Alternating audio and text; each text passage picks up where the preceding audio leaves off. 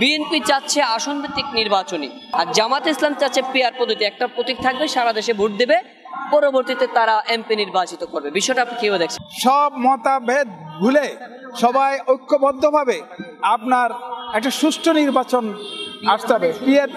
PRB যেটা বলছেন, এটা তো আমি যতটুকু জানি বা যতটা আপনারা জানেন যে একমাত্র জামাত ছাড়া আর বাকি যে দলগুলো আছে কেউ এই পিআরবি পদ্ধতিতে চাচ্ছে না। আসলে এটা আমাদের একটা দীর্ঘদিন থেকে, স্বাধীনতার পর থেকে যে নির্বাচনটা হয়ে যাচ্ছে ব্যালটের মাধ্যমে, জনগণ এটাতে আশ্বস্ত হবে।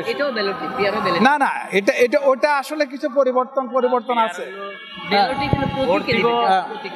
আর না আপনি যেটা বলছেন যে ওরা যে সিস্টেমে বলতেছে, এই সিস্টেমে এখনো ওই সিস্টেমে এখনো জনগণ আসলে স্বতঃস্ফূর্তভাবে এটাতে আগ্রহ প্রকাশ করবে না। আমি ওদের ভোট না এটা বলবো না, ভোট সবারই কম বেশ আছে, ভোট কারো বেশি আছে। আমি প্রসঙ্গে যাব না। পিয়ার না, আমি পিয়ার নিয়ে চাচ্ছি।